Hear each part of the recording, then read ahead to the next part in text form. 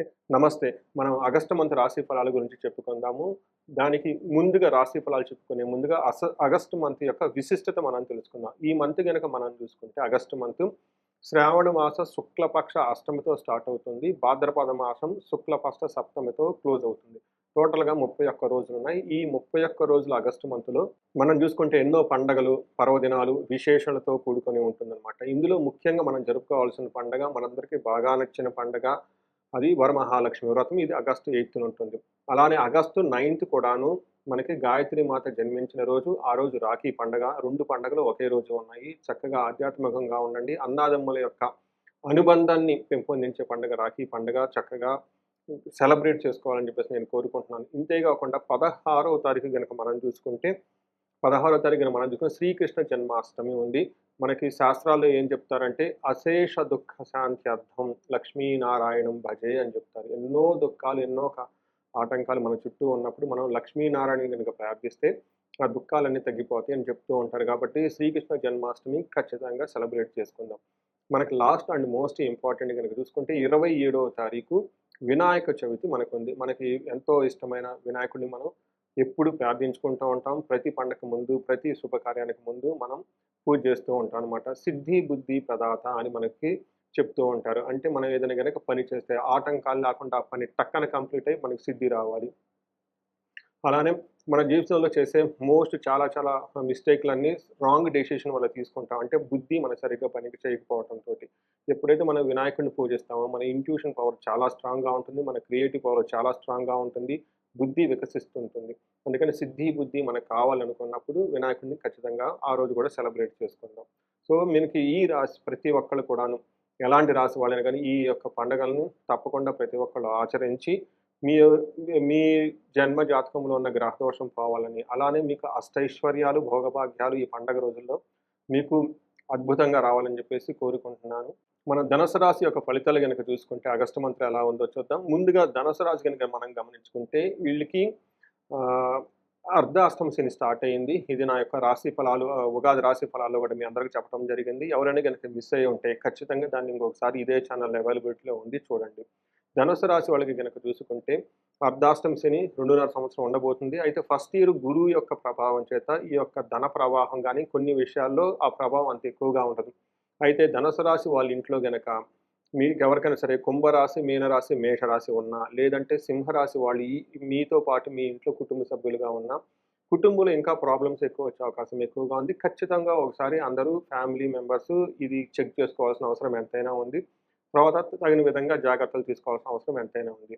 మనం August month గనక చూసుకుంటే ధనుసు రాశి వాళ్ళకి అంత అనుకూలంగా లేదు. ఎందుకంటే ఇప్పటిదాకా గురువు మీకు చక్కగా కాపాడుతూ ఉన్నాడు. విపరీత వేద ఉండటం వల్ల గురువు ఇచ్చే ఫలితాన్ని ఇవ్వకుండా ఒక 2 నెలలు అతని యొక్క ప్రభావం తగ్గిపోయే అవకాశం ఎక్కువగా ఉంటుంది. దానితో పాటు అయితే కొత్త గ్రహాలు 4 గ్రహాలు మారుతున్నాయో ఆగస్ట్ మంత్‌లో ఇందులో 3 గ్రహాలు మీకు ప్రతికూలంగా ఉన్నాయి. అంటే టోటల్‌గా మీకు ఒక రకంగా చెప్పుకోవాలంటే ఆగస్ట్ మంత్‌లో చాలా కేర్‌ఫుల్‌గా ఉండటం ఎంతైనా అవసరం అని చెప్పేసి మీరు గమనించుకోవాలి.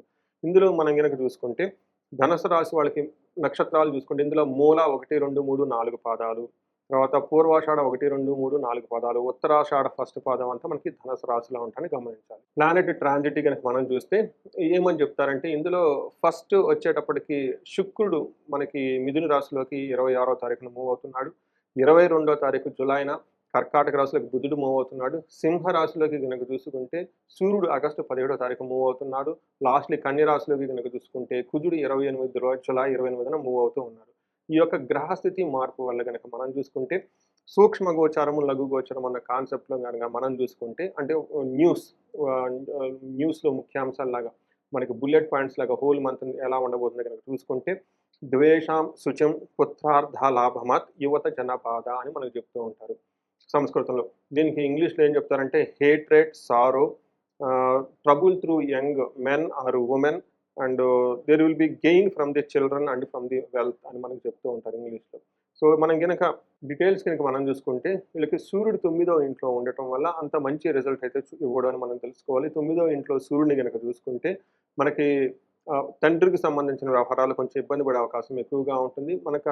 సంస్కృతంలో ఏం చెప్తారంటే నిందాపరాధ కలశం నిర్దోషచ్చ ధనక్షయ పుణ్య లాభార్థ చ నా లాభార్థ నానాచ విచారో నవమేత్ భవేత్ రవి అని మనకు చెప్తూ ఉంటారు.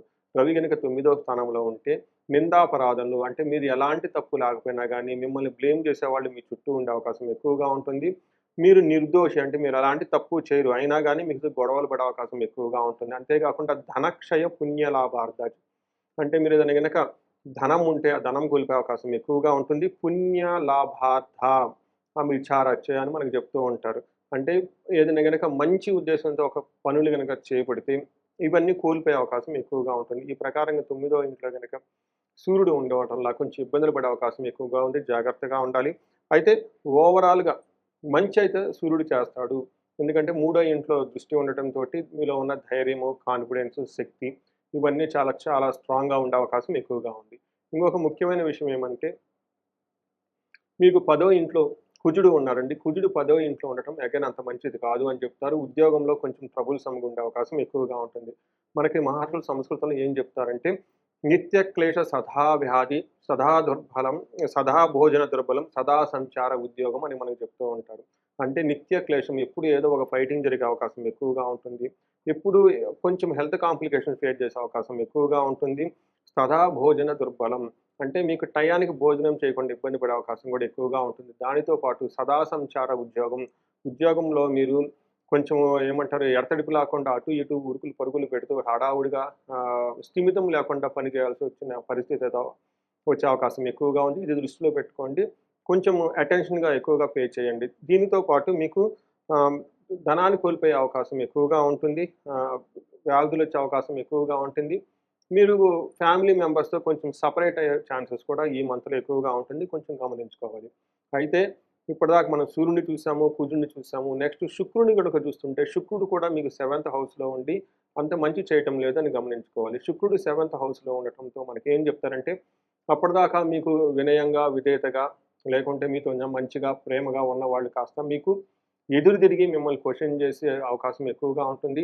అప్పటిదాకా సౌమ్యంగా మాట్లాడిన వాళ్ళు కాస్త మీ మీద అరిసి బీభత్సంగా మీతో గంభీరంగా ఏమంటారు భయానక వాతావరణాన్ని సృష్టించే అవకాశం ఎక్కువగా ఉంటుందని గమనించుకోవాలి. మనం ఇందులో మనకేం చెప్తారంటే 7థ్ హౌస్‌లో గనక శుక్రుడు ఉంటే కోపస్తథా భీతిః సర్వదా క్లేశ జీవనం స్త్రీ జాడ్యం మేహ రోగాది భృగో సప్తమెగ ఫలం అని చెప్తూ ఉంటారు. అంటే ఎప్పుడు కోపపడే అవకాశం ఎక్కువగా ఉంటుంది. భీతి భయంగా ఉండే అవకాశం ఎక్కువగా ఉంటుంది. సర్వతా క్లేశం ఏదో ఒక బాధతో ఉండే అవకాశం ఎక్కువగా ఉంటుంది. అంతేకాకుండా స్త్రీ జాడ్యం మేహ రోగాది అంటే స్త్రీలతో గొడవ పడే అవకాశం ఎక్కువగా ఉంటుంది. అదే స్త్రీలకు గనుక ఈ రాశి వాళ్ళైతే పురుషులతో గొడవ పడే అవకాశం ఎక్కువగా ఉంటుంది.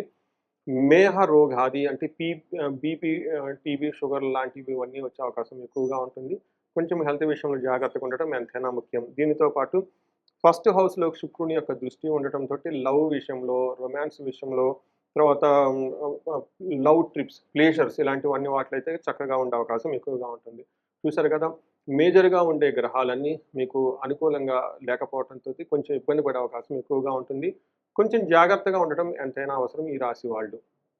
మీరు గనుక నక్షత్రం ప్రకారంగా చూసుకుంటే మూల, పూర్వాషాఢ, ఉత్తరాషాఢ ఇందులో 3 నక్షత్రాలుంటాయి. ఈ నక్షత్రం ప్రకారం గనుక చూసుకుంటే మూలా నక్షత్రం వాళ్ళకి రాజ్యలాభము, క్షేమము అని చూపిస్తూ ఉంటుంది. అంటే మీకు ప్రమోషన్స్ వచ్చే అవకాశం ఎక్కువగా ఉంటుంది.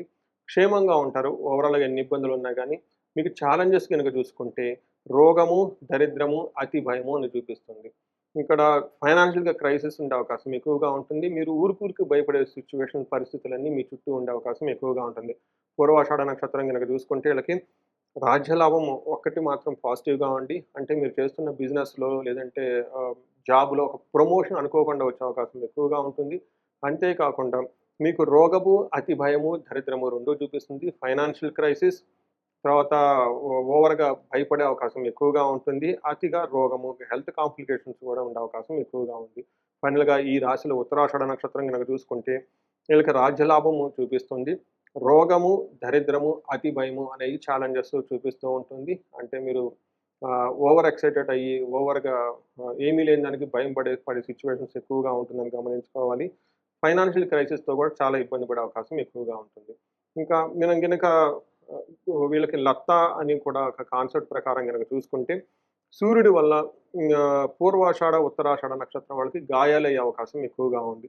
సో, ఇవన్నీ గమనించుకొని కొంచెం ఈ రాశి వాళ్ళు చాలా ఆధ్యాత్మికంగా ప్రశాంతంగా ఉండడం చాలా చాలా ఎంతైనా ముఖ్యమైన అవసరం అండి ఈ రాశి వాళ్ళకి. మనం పరిహారాలు గనక చూసుకుంటే, ఈ రాశి వాళ్ళు మనం చెప్పుకున్నట్టు అర్ధ అష్టమ శనితో బాధపడుతున్నారు కాబట్టి ఫైనాన్షియల్ క్రైసిస్ చాలా ఎక్కువగా ఉంటుంది. దీనితో పాటు ఈళ్ళకి గొడవలు అయ్యే అవకాశం ఎక్కువగా ఉంటుంది. హెల్త్ కాంప్లికేషన్స్ కూడా ఉండే అవకాశం ఎక్కువగా ఉంది కాబట్టి ప్రతి ఒక్కళ్ళు ఈ రాశి వాళ్ళు మన్యు పాశుపత అభిషేకం ఖచ్చితంగా మీ ఇంట్లో భక్తిగా, శ్రద్ధగా చేసుకోండి. అయితే ఈ రాశి వాళ్ళు ఎవరైనా గనక ఫైనాన్షియల్ ప్రాబ్లమ్ గనక ఫేస్ చేస్తూ ఉంటే,